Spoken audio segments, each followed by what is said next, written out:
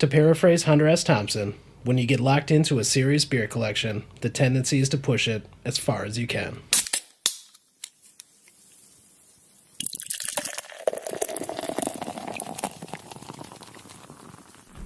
Cheers. Son of a bitch! Give me a drink. One of the night. On this camping thing. Son of a bitch! If I drink it clean, I'm gonna drink my life away.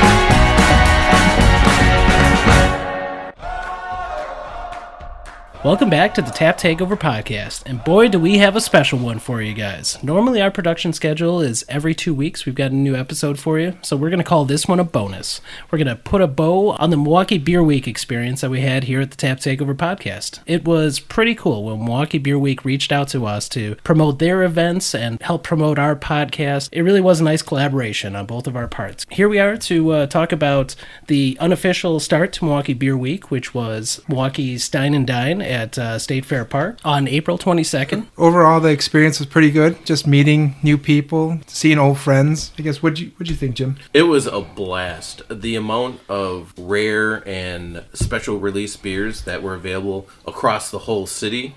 Got to experience some new places I haven't been to, and some places that I love that I didn't know had gotten better.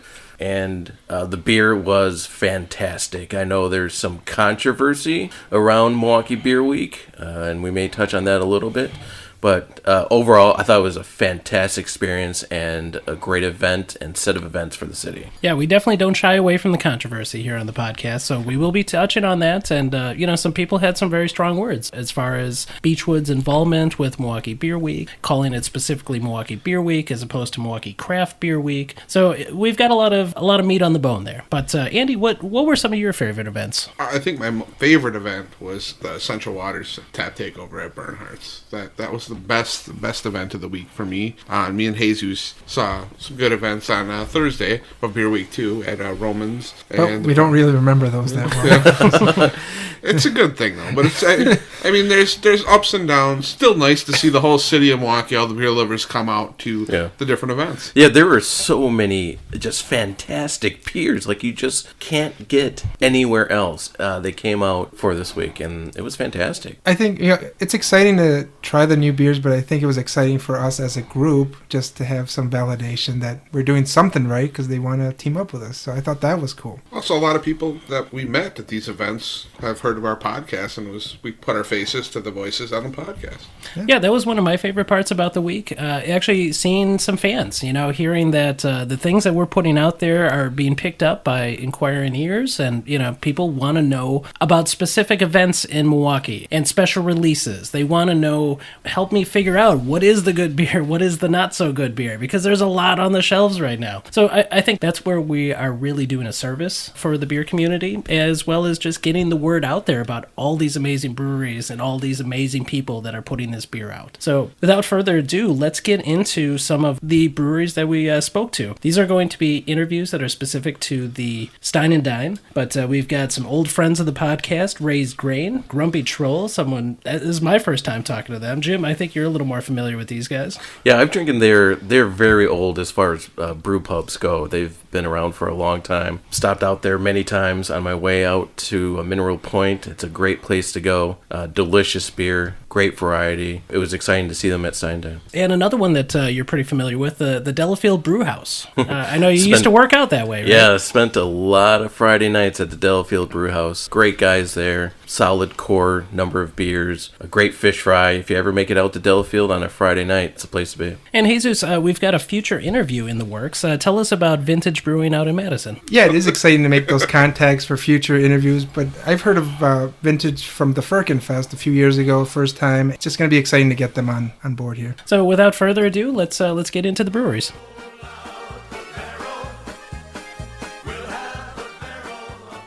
All right, I'm Alex with the Tap Takeover Podcast here with Milwaukee Beer Week, and we are here with Nick from Raised Grain, a Friend of the show. Yeah, friend of the show. And so what do you think about Milwaukee Beer Week going on right now? Oh, it's exciting. There's so much fantastic stuff going on in Milwaukee right now with all the craft breweries here in Milwaukee that have popped up in the past 2 years or so. So it's going to be a lot of fun for all the craft beer drinkers that come out to all the events that are happening. Any big news at the brewery to speak of right now? Big news at the brewery. We've got a couple beer releases coming up. We have our Saison coming out, and we have our first beer in the Naked Hop series coming out in the next 2 weeks or so. Follow us on Facebook to see when those are hitting the draft lines. Excellent. All right. Cheers, Thank you. guys.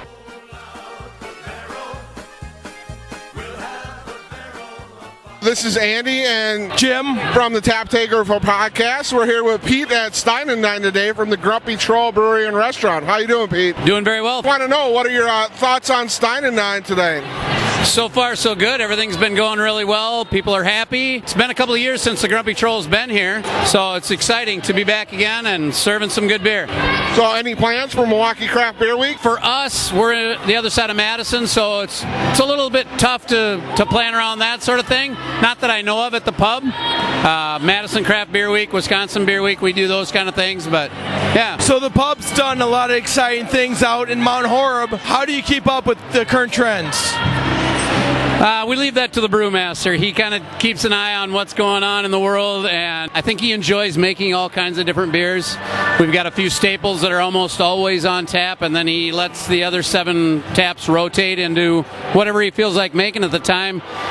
I'm sure he keeps track of, what's current, what's hip, what's up and coming. Certain beers, they definitely go in ebb and flow of what their style is. But yeah, we leave that up to Mark. He does a good job of taking care of that. So how can we find the Grumpy Troll? Take Highway 18151 west of Madison for about 20 miles, and you're going to see billboards everywhere. So it's worth the drive out there. The bike trail comes right through town from downtown Madison, and the highway, like I say, it's a short 20-minute drive. So you're here to hear, folks. Take a quick bike ride on the bike trail and stop at Mount Horeb at the Grumpy Troll.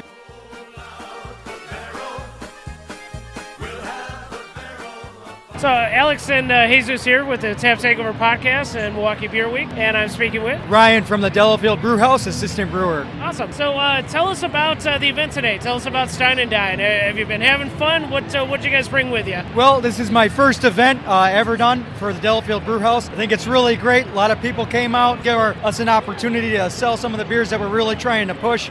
We brought out our Doctor's Hop Tonic, which is our session IPA, our Delafield Amber. We also brought out our fruit beer, our blueberry lager, and our Maibach, which was our seasonal beer. And how's the reaction been to some of your beers today? Everybody loves all of them. So unfortunately, we ran out of our blueberry quicker than I think anybody got the opportunity to get. It's definitely one that won the crowd. Our fruit beers stand out from everybody that I've tried and everybody that I know of. Now, did you get a chance to sneak out of here and go try other beers? Oh, absolutely. I got a chance to meet up with a lot of the other brewers. D14, Explorium, they're new to the scene. Obviously, Central Waters, tried a little bit of everybody, so I think they're all doing a great job. This is really great to get everybody in and get our word out on what we're trying to do and push the scene of the microbrewing and what's going on great in the world today. So, well, we can't wait to sit down with you guys soon and get an interview on the books. Thanks for talking with the Tap Takeover Podcast. Awesome. Thank you so much, Alex and Jesus. We'll see you guys soon. Definitely. Thanks.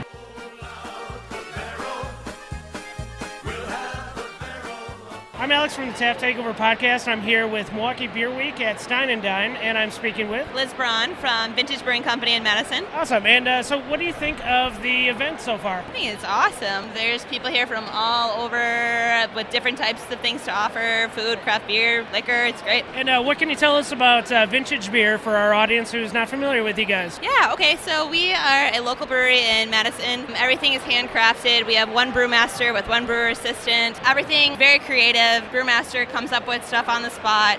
People really enjoy it. We're kind of like a family-owned location, so craft beer, good food. Can you tell us a little bit about the special brew you brought today? Yeah, so we have a couple different styles today. We try to always bring a good variety of things to sort of reach out to as many people as possible. So we brought one of our lighter beers, and then kind of a hoppy, almost IPA-style beer, and then a ginger beer was kind of a specialty, and another one was hibiscus, which is just like very unique to us. Excellent. And what are some of the beers that you've tried today that have really turned you on? Awesome. Yeah, I'm really into Carbon 4, so I will always hit up Carbon 4's beers. And then I just tried one today. I think it's called Miller Park Brewery. I'm not really sure, but they had an awesome one, and I heard that they don't sell outside of their location, so I did that one. Hit up One Barrel. One Barrel has a really nice lineup, so yeah, I'm trying to hit up everybody. And so Madison's Beer Week, which I'm sure you guys are a big part of, is coming up, I believe, the week after Milwaukee's Beer Week. Yep. So what do these sort of beer weeks mean to breweries like Vintage? Sure. Vintage always tries to put on like a full spread, so we try to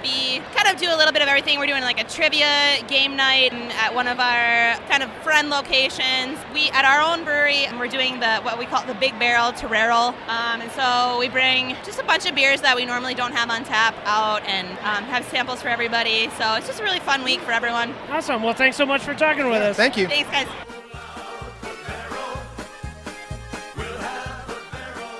Good to hear some old friends and new friends. What I really enjoyed about this event was we actually got a chance to talk to some fans. That was super exciting. Finally getting to meet some people who've been listening to the podcast. Because we've been sitting here, expressing our opinions. We know we got downloads, but to finally meet, especially Tyler, #1 fan, that was awesome. But there was a reason why, besides just to come meet us, we had some special releases at the Stein Dine. Andy, what were those? So we did 3 different special pours for our fans. They'd have to come to our booth and mention our podcast, tell us what their favorite episode was and why. And we did 19, the last anniversary, stout from Central Waters. We did Petrichor from Mobcraft, which is a barrel-aged stout as well. And we also did Big Hugs from Half Acre. And it's something we're going to do in the future at any events that we're going to attend and pour at. Is just for our fans. You come visit us. The next event will be June 17th at Bayshore Mall for the Wisconsin Beer Lovers Festival. You come visit the Tap Takeover Podcast at the Physics booth, and we will give you a special pour at designated times that are to be announced on a future beer news segment. Yeah, just come on by, tell us what your favorite episode was, why you liked it, give some love to the podcast. We'll give out some stickers. It's a whole fun thing. We're not limited to a certain brand of beer, so we're going to have all different varieties for you to try. That's another reason to stop on by and say hi. So without further ado, let's hear from some of our fans.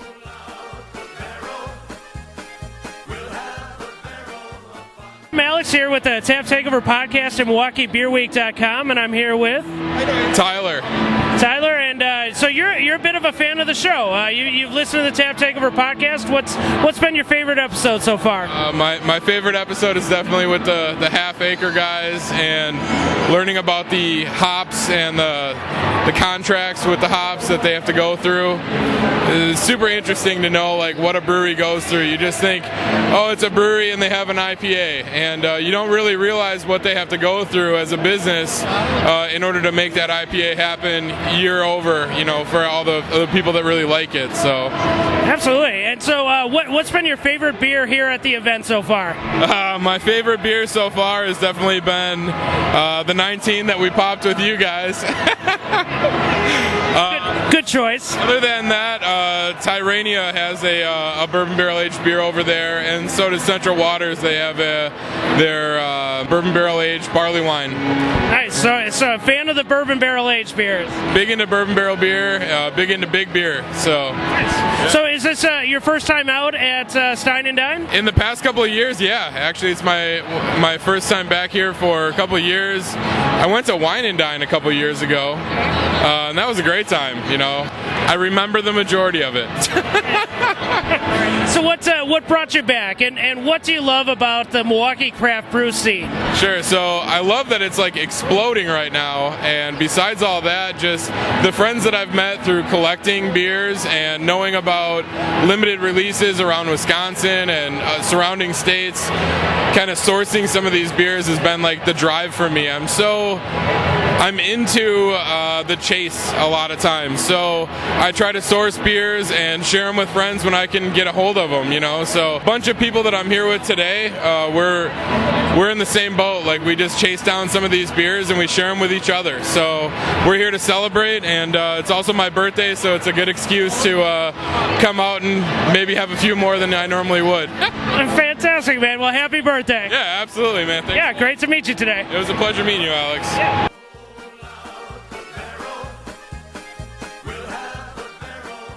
Alex here from the Tap Takeover Podcast with MilwaukeeBeerWeek.com, and I'm here with Crystal, Stacy, Tom, Seisha. All right, so what are you guys drinking today? What is the best beer that you've had so far at the event? We've had a vanilla one from Third Stein, Delafield Brew House, blueberry beer. My favorite's the wine from Cooper's Hawk. Third Sign, right? The vanilla one. That was my favorite so far.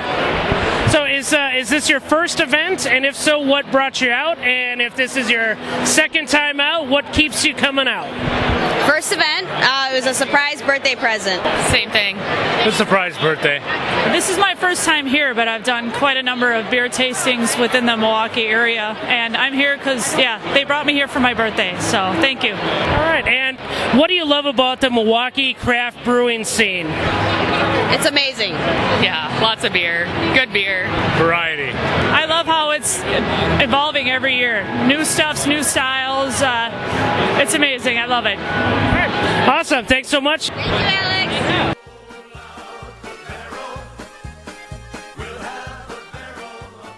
I'm Alex. I'm here from the Tap Takeover Podcast with Milwaukee Beer Week, and I am here with Brian Berg, Brian Drew, Andrew Enders, Tyler, and Jesus. So we are here at Stein and Dine, and we're deep in, boys. So brace yourselves for this interview. But we have just done our Big Hugs tasting at 4 o'clock. This is our third and final big beer on the tapping list. So what are you guys tasting here? What do you guys like? I got some chocolate, a little bit of coffee, but it's overall it's pretty good. Smooth, delicious. I like it. Yeah, it's huge. It's a monster. I mean, I would share this bottle. It is delicious. Very full stout, but very creamy stout. A good one to share with people. Yeah, super excited to be able to drink this with you guys. So you guys are new converts to the podcast. So tell us what you think about Stein and Dine. What have you tried so far that you've really liked? I've pretty much hit up everything. My personal favorites have got to be Central Waters Bourbon Barley Wine and the Tyranny Wrath of Rocky. Overall, everything is tried the majority of beers so far. That's got to be my top favorite so far. What's been your favorite beer at Stein and Dine so far?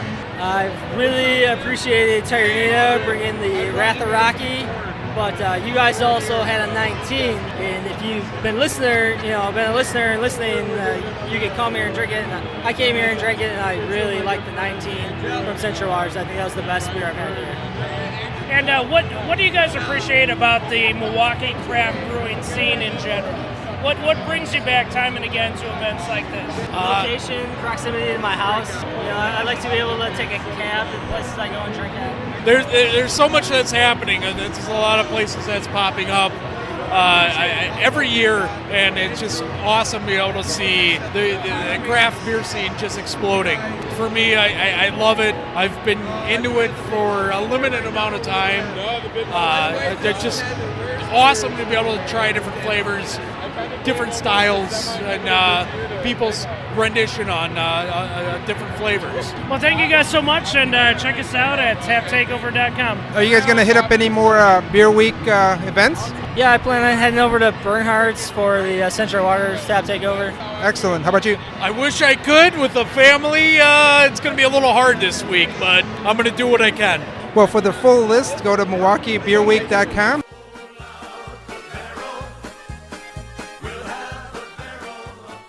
Awesome to hear from the fans. Really appreciate it, guys. But I think it's time for some beer news.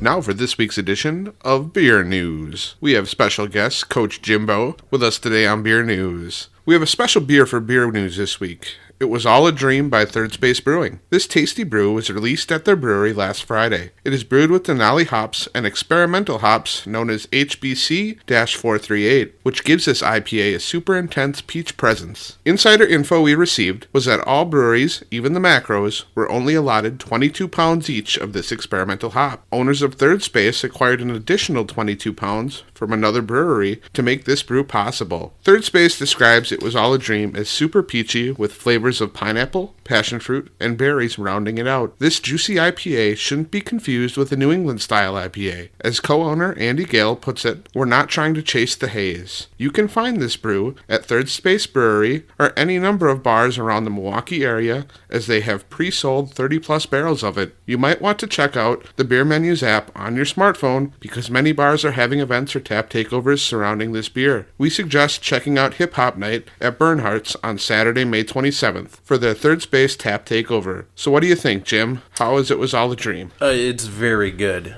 Definitely juicy. The peachy notes are there on the nose. I could see how, even though there's a haze, it's not chasing it. It's not nearly as fuzzy or hazy as a New England style. I'd also say there's definitely bitterness in here that you would not associate with a New England style IPA as well. So I can see how he's trying to differentiate it a bit with a little bit of bitterness in it. Sure, it's a juicy style, but I mean the mouthfeel, you kind of get that fuzziness of a peach. Yeah, and it's really on the nose. There's a lot of fruit notes on that nose coming across. So what do you think? This limited edition beer run for them is pretty good. It is very good. I'm very impressed by this. It's very hop forward. So congrats, Third Space. Well, we're going to give you a win on this one. In brewing news, have you ever wondered where the rules come from for beer competitions? Then check out this news tidbit. The National Brewers Association released the 2017 style guidelines last week. These guidelines are assembled annually by the Brewers Association and serve as a model resource for brewers and beer competition organizers alike, all while still celebrating diverse beer styles from around the world. The 2017 guidelines include a revitalized, concise new format that removes redundant language, is easier to read, and is overall more user-friendly. Also, hundreds of updates have been made to the existing beer styles, underscoring the balance between classic beer definitions and current marketplace trends. The 2017 beer style guidelines are available for download at brewersassociation.org. In festival news, May 26th through May 28th, the Micro at State Fair has its annual Summer Untapped event. Enjoy 50-plus craft beers on draft, a Bloody Mary / old-fashioned bar, and live music. Stop by on your way to Miller Park or to pregame for a family event. The Micro will announce their tap list this Friday, and you may be surprised to see a few breweries on the list that aren't part of a distribution network. You may see members of the Tap Takeover Podcast here on Saturday, May 27th, having a few cold ones and talking beer. If you see us, make sure to say hi. June 3rd is the annual Beer Barons World Beer Festival in Menominee Falls. This festival features over 350 different beers to sample from, as well as a home brewing contest for you to sample and judge. June 17th gives you 3 events to choose from.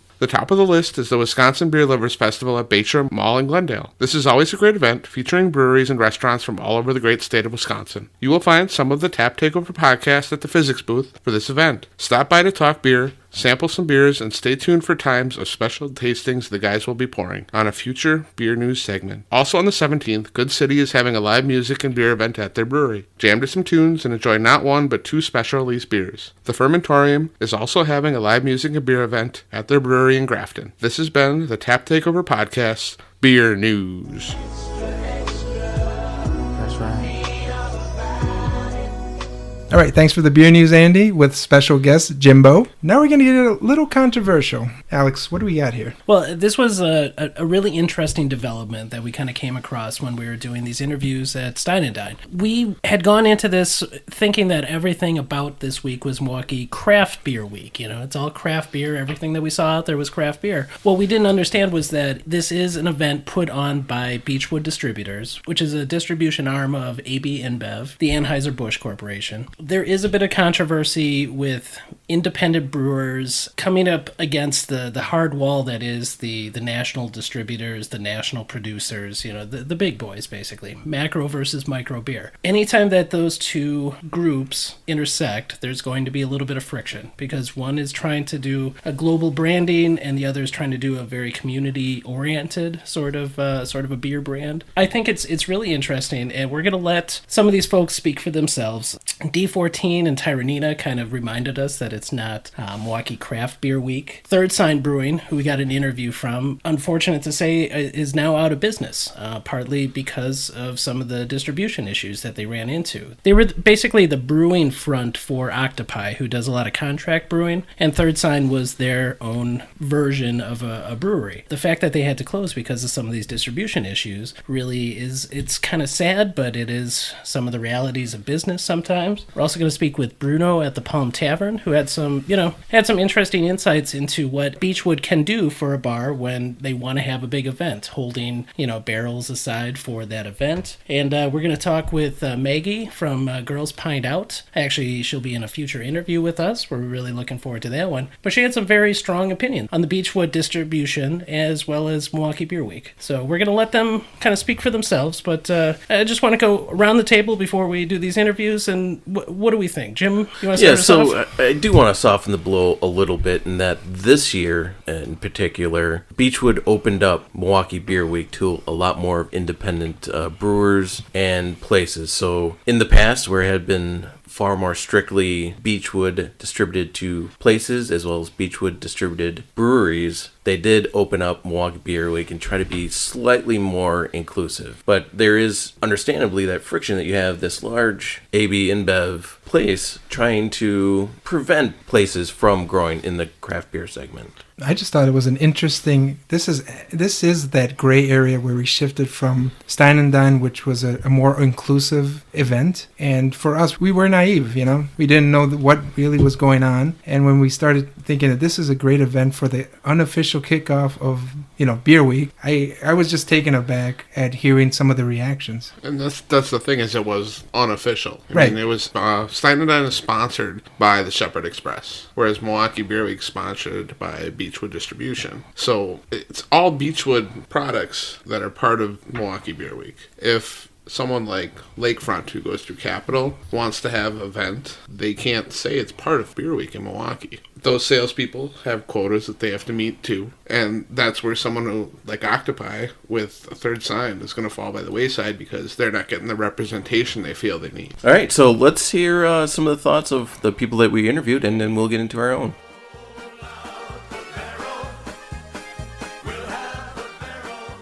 All right, this is Jesus with the Tap Takeover Podcast for MilwaukeeBeerWeek.com, and we are here with District 14 Brewery and Pub in Bayview. All right, so what do you think about Stein and Dine? I love Stein and Dine. Stein and Dine's one of the few beer festivals that I really like to do. I feel it's in touch with the Milwaukee culture and especially the Milwaukee beer culture, an event that people who really truly enjoy craft beer come to. So can you tell us a little bit about the beers that you brought? Anything special?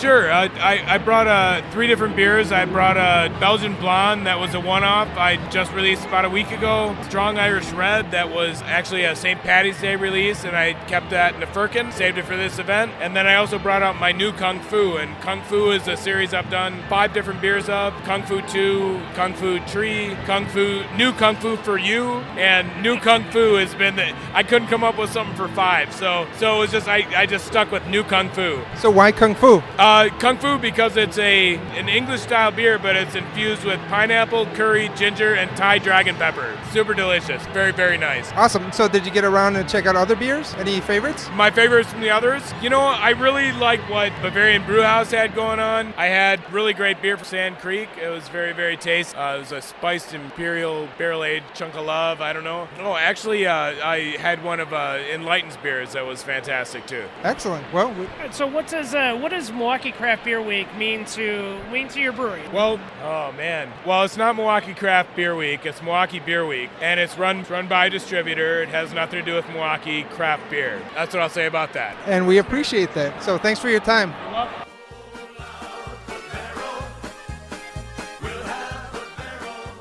This is Alex with Tap Takeover. I'm here with Dale Charbonneau of Tyranina Brewing Company. And we're talking about Stein and Dine today. So what do you think about this event, and what does it mean to the brewery? Honestly, this is probably one of the funnest festivals I've been to in the sense of there is a lot of people. The food is amazing, and the beer selection was really great. Really well organized, and we were really happy. I believe this is my first Stein and Dine personally, and I will be volleying for us to come back next year. So what sort of beers did you bring out with you today? We did our 3 Beaches, our American Honey Blonde with all natural orange blossom Boston, Wisconsin honey. We got our Chief Blackhawk Porter, which is, in my opinion, our most underrated beer. And then we had Wrath of Rocky, our brand new barrel-aged series, which is the Imperial Brown version, 100% barrel-aged. It's Rocky Revenge's big brother. Pretty cool, because that is the Brewers Gone Wild series with the Rocky's Revenge, which I've been drinking for years. It's fantastic. It's pretty cool to see an Imperial version of that same beer. We do it occasionally. It's not an every year annual version, but we like to bring it out. It's a crowd pleaser in our barrel age program for sure. So tell us about the brewery. Do you guys have any big plans in the near future? What's coming out for you guys?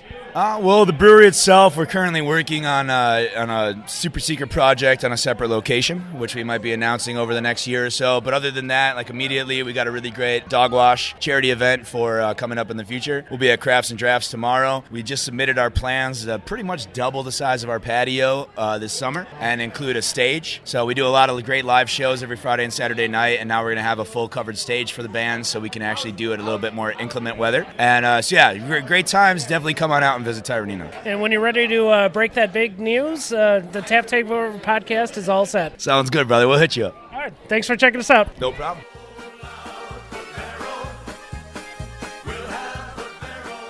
All right, this is Suze with Tap Takeover Podcast, and we're here at Stein Dine with Robin from Third Sign / Octopi Brewing. Exactly.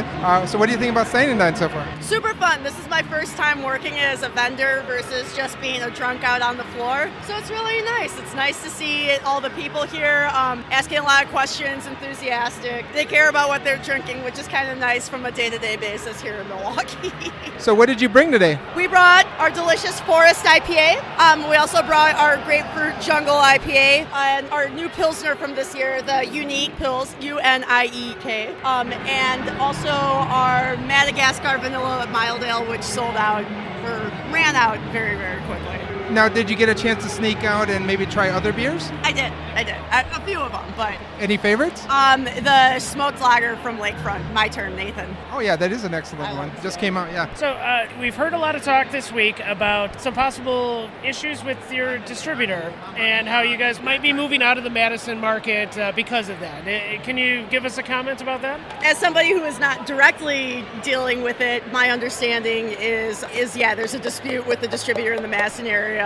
They're pulling out pretty effective immediately, so any Third Sign stuff at the brewery is going to not be there pretty soon, but we're okay in the Milwaukee market for now, different distribution, hoping that we can maybe circumvent some of these unfortunate circumstances and come up any stronger and harder. But the good sign is that Third Sign is not going anywhere, correct? Correct. I see what you did there, and I liked it. Yeah, it's any change are going to be in name only. The beer and the philosophy are all going to stay the same. Really cool operation that they have going on at Octopi there. So if you're liking that beer, I would keep an eye on Octopi Brewing versus Third Sign anywhere west of Milwaukee. Excellent. Well, we really appreciate your time. Thank you. Thanks, guys. Hope you enjoyed the beer. Have a great rest of your day.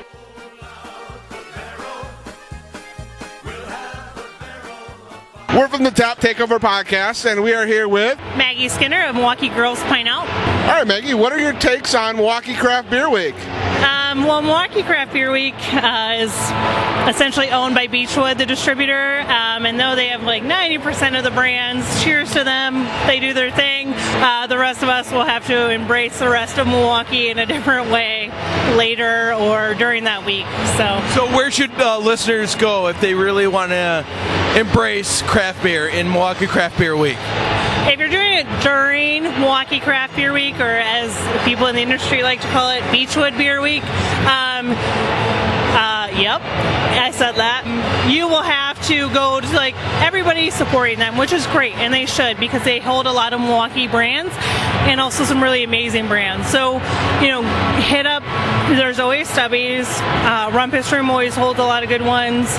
Even out in Grafton, there's the 024, North 48, and even Sir James, though he doesn't do a lot with Milwaukee Craft Beer Week because he's in Port Washington. But you can find everything from the Sugar Maple to, I think Tonic Tavern's holding its own. Everybody has something for everybody. I think they have an app and a website that you can go to, which is really awesome. But as far as embracing Milwaukee Craft Beer, you can, City Lights, Third Space, Like Minds. You pick Mob Craft. We might have brewed collabed on a beer there once or twice. And, Enlighten, those guys are holding it down. Eagle Park, the Broken Bad guys, everybody has, our Good City, God forbid I forget them, but they're part of Milwaukee Craft Beer Week. So everybody has their own. It depends on how you want to celebrate.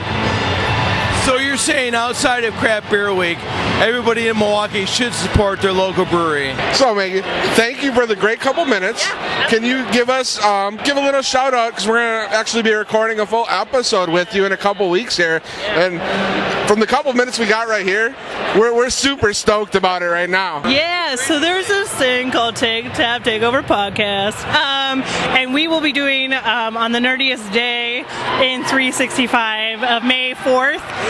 For all you Star Wars nerds out there, we will be doing a podcast with them. Otherwise, you can find us, all over the interwebs, Facebook, Instagram, Twitter. Thank you very much, Maggie, and may the 4th be with you. May the 4th be with you.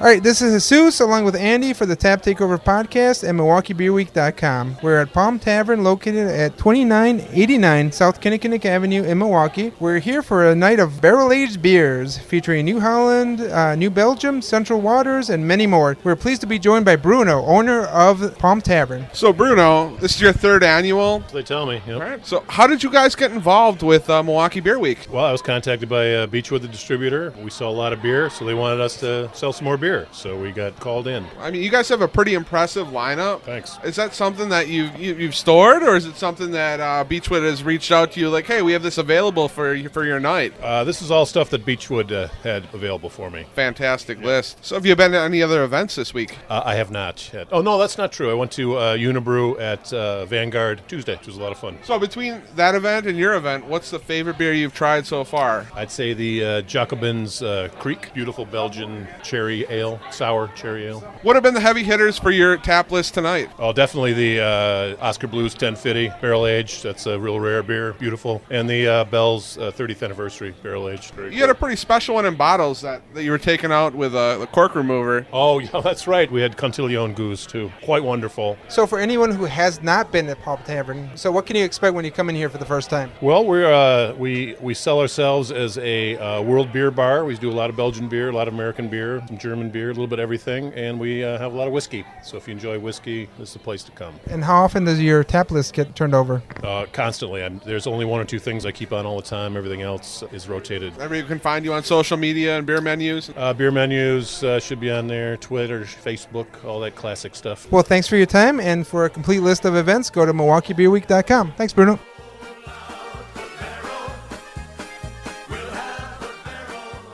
Wow. We want to thank everybody in those interviews for their honesty. Some pretty, cutting to the bone stuff there from everybody about their thoughts on Milwaukee Beer Week. We're just going to go around the table here and give our personal views of what we thought of it. And we're going to start with Jim over here. Yeah, so I'm just not a big fan of the 3-tier distribution system. It's an outdated law. It was coming out of the pre-prohibition where you had breweries owning tied houses and dominating markets. But that's not the case anymore. You've got over 5,300 and growing breweries here in the U.S., plus around the world. So the time has come for the laws to change, for brewers to be able to distribute with whoever they want to. If they want to engage with a distributor because of their network that's already set up and their infrastructure, that's great. Why are they required by law? That just makes no sense. And for these distributors to kind of pick and choose who can be in an event or not is... and you call it something as broad as Milwaukee Beer Week, call it Beechwood Beer Week then. Don't call it Milwaukee Beer Week. Make it say, hey, this is who's only in here. Yeah, it's difficult because there's only a couple of states in the entire nation that don't have some variation of the 3-tier distribution system. And sometimes it's more restrictive, sometimes it's less restrictive, but it's all there. And it was part of the legal blowback after Prohibition. It was like, okay, yeah, we'll make beer legal again, but under these conditions. So the 3-tier distribution system did not exist before the 20s, before the Great Depression, before Prohibition. Yeah, Jesus, what do you think about this whole thing? Yeah, for me, it's like a catch-22 totally, because I come at it from, obviously we're fans and we think about what what was the reason we even started doing this podcast? It was because our love for craft beer, our love for the little guy. But when you go to the Milwaukee Beer Week and all these awesome beers are there, you're like, well, we can't just turn our back on that. It was just a very confusing. We did talk about it every night, kind of just regrouping of the events, and said, how do you guys feel about this? It was just weird. The beer was fantastic. I mean, it was unbelievable. Yeah, you were torn because you just had amazing beer. Yeah, but I think a lot of the smaller guys were lost in the shuffle because their phenomenal beer wasn't put in front of the general public. And I think if we could transition, if Beechwood could transition to something like a Madison Craft Beer Week, where breweries actually pay for taps in Madison Craft Beer Week. So they have to pay to have a tap takeover. And each individual event is basically run by the bars. So it's not just handed to them and some people are just shunned. Exactly. Everyone can participate as long as they can afford to. Granted, some of the smaller guys might not be able to afford to, but I can guarantee you with enough tap lines as there are at some of these places in Milwaukee, if the smaller guy is something phenomenal, that bar will make it a point to give that small guy a discount. Now, did you guys think less of the breweries involved with Beechwood? No, I don't think so, because they're playing within the rules they have to. If you want to distribute on a just Wisconsin basis, much less a national basis, you have to get in bed with these big guys. And I guess that's the point I'm coming from. I don't have any ill will towards them, but when you think of the whole system, you have bad taste in your mouth. Well, I think I don't so much have a bad taste in my mouth. I think the perspective that our podcast is kind of coming at this at is we support good beer. Right? I think we can all let's cheers on that, right? We all support good beer. Cheers. And if that beer was coming from an independent producer that was just knocking the socks off of everything, then that would be the best case scenario. It's the funny line that people like to use. Yes, I support independent brewing and I hate AB InBev, but also if you have some Bourbon County Stout from Goose Island, I would be interested. Right. It's that sort of thing. It's like good beer does come out of the macros who have bought some of the micros. There is good beer coming out of there, but there are instances where the beer does turn. There's a certain flavor that the macro puts on it because they may be micromanaging a little bit. I don't know. Sometimes it's more perception than it is reality, but it is a perception and it needs to be talked about. I mean, the distributors are big business, and the smaller guys don't get that big a piece of the pie. These reps have numbers they have to hit, and the smaller guy gets lost in the shuffle. And all I have to say is, for the phenomenal beers that were out there, and no ill will, like we all said, towards any of the beers that were out there for Beer Week, to not have Lakefront, who like the flagship for craft beer in Milwaukee, to not have one of their 2014 Black Fridays on tap for this amazing week of beer, it's just a shame. I mean, when you think Milwaukee beer, it's Lakefront. Yeah, and what I struggle with is that distributors have a lot of value that they can bring to breweries. A brewery's not going to want to go through all the trouble of distributing nationally. That's way too much work, way too much infrastructure to even begin to try to do that. So a brewery would absolutely want to engage in business with a distributor, whether it be a local Wisconsin distributor or a national,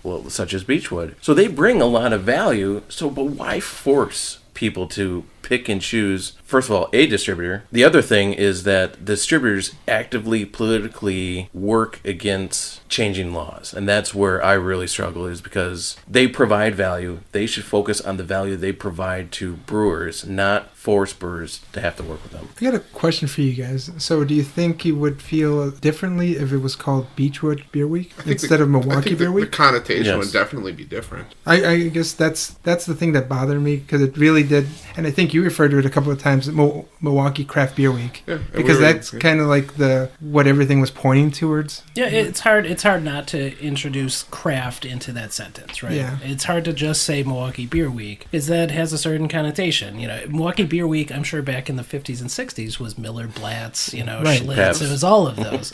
It was all macro. Now we're getting into this era where craft beer is the new now. It's what's cool. And to not include the word craft in Milwaukee Beer Week, it felt weird. If I was a craft beer bar owner too, just from that interview we had at the Palm, that Beechwood would set aside things you know, just specifically because we want to have this event at your establishment for the third time, where as a business owner, you might have been pining for these things and just harping, you know, the shit out of your rep for weeks on end. And obviously it was still in inventory, but mysteriously it wasn't. So I think to recap, I would definitely partner with Milwaukee Beer Week again next year. I think the events that are being put on during that week are fantastic. Some of the beers, you just don't get a chance to try a Black Gold at Bernhardt's every week. You know, a 19th anniversary at both Bernhardt's and at the physics booth at Stein and Dine. You just don't get to try these all the time. It's definitely an organization that the Tap Takeover Podcast was very happy to be in bed with, but it's also something that we'll have to kind of go in eyes wide open next time as far as what actually we're getting into. And that was definitely a learning experience for us. What did you guys say? Oh yeah, definitely agree. Eyes wide open. So I think that'll do it for us. Looks like we're at the end of our beer stash here for this episode, and we're at the end of Milwaukee Beer Week for sure. Let's have one more cheers, boys, to Milwaukee Beer Week. Milwaukee Beer Week. Milwaukee Beer Week. So thank you guys for joining us out at the events. If you met us out, thank you. If you're a brewer and you talked with us, you're on our list. We're coming for you. That'll do it for me, for Alex. For Andy. I'm Jim. Jesus. This has been a solid non-fail production.